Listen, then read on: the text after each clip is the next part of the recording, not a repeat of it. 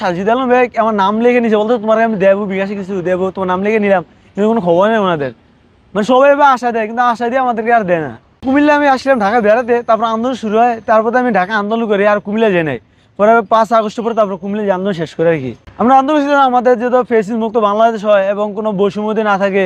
এই যে আমাদের অনেক দুর্নীতি ছিল সব জায়গায়, আমাদেরকে চাকরি নিতে গেলে চাকরিতে ঘুষ খাওয়াতে হয়, প্লাস আমরা দেশে কিছু করতে পারি না, আমরা স্বাধীন মতো কিছু করতে হলে কি আমূল সরকার যে ছিল শেখ হাসিনা, সৈয়দের সরকার আমাদের যে কোনো জায়গায় আটকে দেয়। একটা চাকরি করতে গেলে কি বলে আমাদের 10 লাখ টাকা দিয়ে দেবো, 15 লাখ টাকা দিয়ে দেবো, না দিলে আমরা চাকরি দেবো না। এইগুলোর জন্য আমরা আরো গেছিলাম। শেখ হাসিনা সরকার থাকতে যে ছিল, এখন সরকার বর্তমান সরকার ঠিক এরকমই আছে আমাদের, মানে আমাদের উন্নতি কিছু পাই না এখনো। মানে আমরা জুলাই ফাউন্ডেশন যেটা, ওইটা জুলাই ফাউন্ডেশন বলছে যে আমাদেরকে 1 লক্ষ টাকা করে দিবে। আমাদের সিএমএস প্রায় 15 থেকে 20 জনকে 50,000 টাকা করে দিছে। ওরা বলছে তোমাদের 50,000 টাকা দেবো, বলতে দিয়ে দেবো বলতেছে, এখন ঘুরে দিয়েছে। এবার আমার চক্ষু বিজ্ঞানতে ওরা বলতেছে কাগজ তোমার ভুল। আমার কাগজগুলো চক্ষু বিজ্ঞানে বলছে তোমার সত্যায়ন করে নিয়ে আসো। চক্ষু বিজ্ঞানে নিলাম, আমাদের কাগজগুলো সত্যায়ন করে দিয়েছে, দেওয়ার পর আমি চক্ষু বিজ্ঞানে জমা দিয়েছি ইয়াতে জুলাই ফাউন্ডেশনে। কিন্তু ওরা বলতে তোমার কাগজ এগুলো সত্যায়ন হয় নাই। কাগজ নিগদ ভাই নিজের হাতে এগুলা বসে যে তোমার কাগজগুলো ঠিক আছে দিয়ে জমা দিয়েছি, ওরা এখন বলতেছে তোমার কাগজ একটা ঠিক না। তুমি 18 জুলাই যেগুলো গুলি গেছো ওই কাগজ দাও। কিন্তু 18 জুলাই আমাদের কোনো হসপিটালে ভর্তি রেখে নাই, চলে আমরা কোন কাগজ এনে দেবো 18 জুলাই? আমাদের এতটুকু প্রশ্ন যে আমরা জুলাই মানুষের যে 18 জুলাই কাগজটা দেবো, আমাদের হসপিটালে আমাদের রাখে নাই, তাহলে কোথা থেকে কাগজটা এনে দেবো আমাদের? জুলাই মানুষের তারা যারা দায়িত্ব আছে ওরা ছাড়া কি হবে এটা? মানে আমাদের কাগজ নিয়ে ঘুরে দিয়েছে, বলতেছে তোমার কাগজ ওইটা ভুল ওইটা ভুল। কাগজ আমার ডকুমেন্টের সঙ্গে দিয়েছে, স্নিক দিবে নিজে বলছে যে আমাদের কাগজ ঠিক আছে, স্নিক দিবে নিজে কল দিয়ে বলছে কাগজগুলো জমা দিছি, এখন বলতো আমার কাগজগুলো এগুলো ভুল। আচ্ছা 2 মাস ধরে ঘুরতেছি, ওরা মানে আমার স্বাস্থ্য এখানে মেন আমার আটকানো কাগজ হলো ওই স্বাস্থ্য উপদেষ্টা আসছিল, কারণ ওনাদের আমরা চিকিৎসাতে বসি, ওনার গাড়ির সামনে দাঁড়াইছিলাম, এই জন্য ওরা আমাদের কাগজগুলো আমার ঘুরে দিয়েছে। ঘুরতেছে, ওরা বলতেছে কাছে ঠিক আছে তোমার কাগজ দেখতেছি বা ঠিক করতেছি, এই বলে বলে আমার 2 মাস ধরে ঘুরতে আসে, কিন্তু কাগজ সব ঠিক আছে আমার, কিন্তু ওরা আমার কাগজগুলো এন্ট্রি করতেছে না সরকারি খাতায়। তো এখন আমরা 1.5 লক্ষ টাকা আমাদের রিটার্ন আমার এখনো অলরেডি আমার চিকিৎসার টাকা।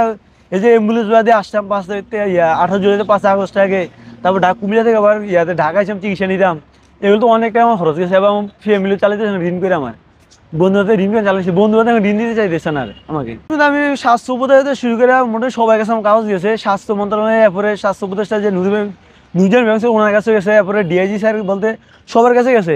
এখন মানে আমার কোনো কোনো পদক্ষেপ নেওয়া না আমার আসমিন। তো শুধু ডিরেক্টর বলছে তুমি পাসপোর্ট আছে করো, আমি তোমার সাথে দেখতেছি, এছাড়া মানে আসমিন আমাকে আশ্বাস দেয় নাই।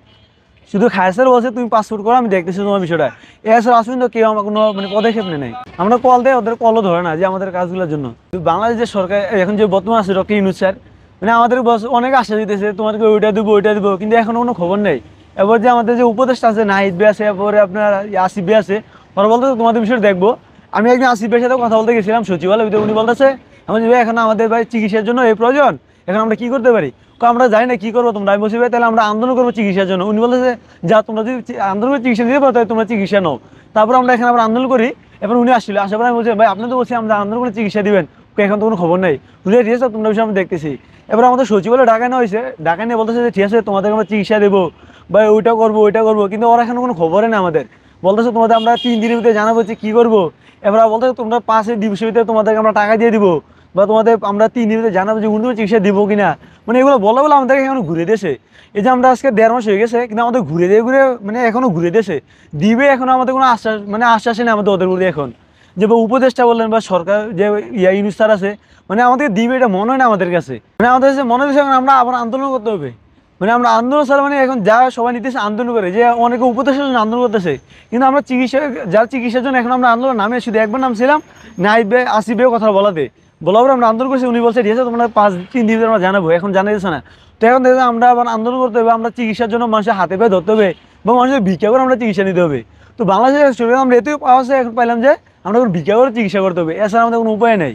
মানুষের হাতে পায়ে ভিক্ষা করতে হবে, তারপর চিকিৎসা নিতে হবে।